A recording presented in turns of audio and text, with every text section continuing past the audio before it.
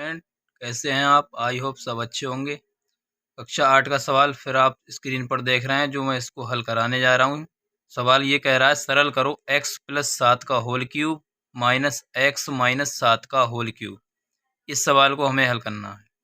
इसको एक सूत्र के माध्यम से हम करने वाले हैं। वैसे अगर करेंगे तो बहुत लंबा सवाल बनेगा। वैसे ऐसे बनेगा, x + 7 का होल क्यूब, इसको अलग तोड़ोगे a + b के होल क्यूब से, और x - 7 का होल क्यूब अलग तोड़ोगे तो बहुत बड़ा बनेगा। इसका शॉर्ट मेथड इस तरीके से होगा कि x + 7 का होल क्यूब माइनस x - 7 का होल क्यूब। सूत्र होता है हमारे पास, अगर इस तरीके का सवाल आपको मिलता है, a + b का whole cube minus a - b का होल क्यूब बराबर 2b³ + 6a² b। ये सूत्र होता है। इसको हम इसी सूत्र से करेंगे। जब हम इसकी तुलना करेंगे तो a बराबर हमें कितना मिला, x। सवाल में हमें दिखाई दे रहा है a बराबर x है और b बराबर है 7।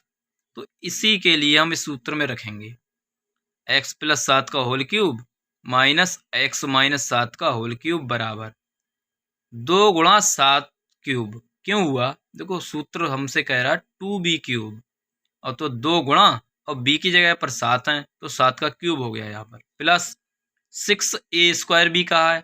a की जगह पर हमारे पास x है तो x का स्क्वायर हो गया, और गुणा b की जगह पर 7 है तो 7 हो गए। 2 गुणा, अब 7 का क्यूब करोगे तो 343 आता है। 7 का घन कितना होता है? 343, प्लस 6 × 7 = 42 हो गया। 42x² हो गया ये हमारा।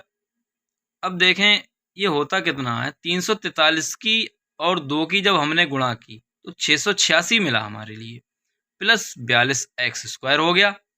तो इसका यही आंसर आ गया, x + 7 का होल क्यूब माइनस x - 7 का होल क्यूब बराबर 686 + 42x²।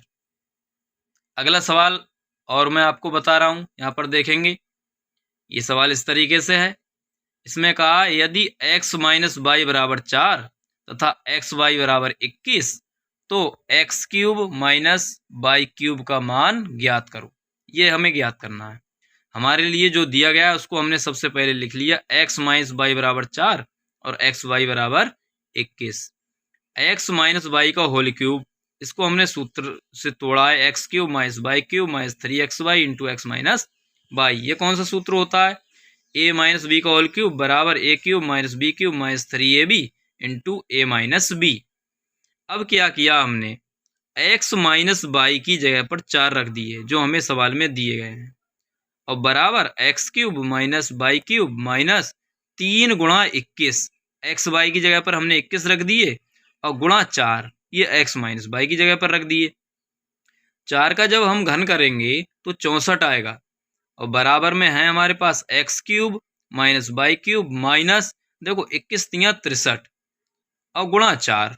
63 की और 4 की हम गुणा करेंगे। अब इधर तो 64 चल ही रहा है हमारा, 64 बराबर x³ - y³ और माइनस, इनकी जब गुणा करोगे 63 की और 4 की तो ये 252 मिलेगा। हमें कितना मिला? 252। अब इसका करते हैं हम पक्षांतर।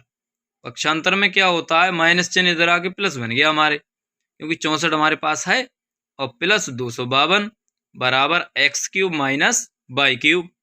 तो 64 और 252 आप जोड़ोगे तो 316 मिलेगा।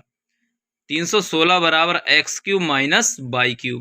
यही सवाल में हमसे पूछा है, तो x³ - y³ बराबर 316। ये 316 हमें आंसर मिल गया। डियर स्टूडेंट, इसी तरीके से आप अगर सवाल करते रहोगे तो बड़ी आसानी से सवाल कर सकते हैं, क्योंकि मैंने आपके लिए दोनों सवालों का हल बड़े अच्छे तरीके से, अच्छे ढंग से कराया है। लेकिन इसका मेन पॉइंट ये है कि आपको सर्वसमीकाएं जो दी गई हैं वो याद होना चाहिए, क्योंकि इसमें वही सूत्र यूज हो रहे हैं। देखो, a - b का होल क्यूब यूज हुआ और कुछ में a + b का होल क्यूब यूज हुआ। तो आपके लिए ये सर्वसमीकाएं जो दे रखी हैं वो तो याद होना जरूरी है। अगर वो याद नहीं करोगे तो आप नहीं कर पाओगे सवाल। इसलिए सर्वसमीकाएं जो भी दे रखी हैं आपको याद करना बहुत जरूरी रहता है। सर्वसमीकाओं से ये देखो सवाल हुआ है, यहाँ पर आप देखेंगे a + b का होल क्यूब लगा है और a - b का होल क्यूब। अब नीचे सवाल में हम दिखाते हैं आपके लिए, यहाँ पर a - b का होल क्यूब इस सूत्र से खोला है हमने।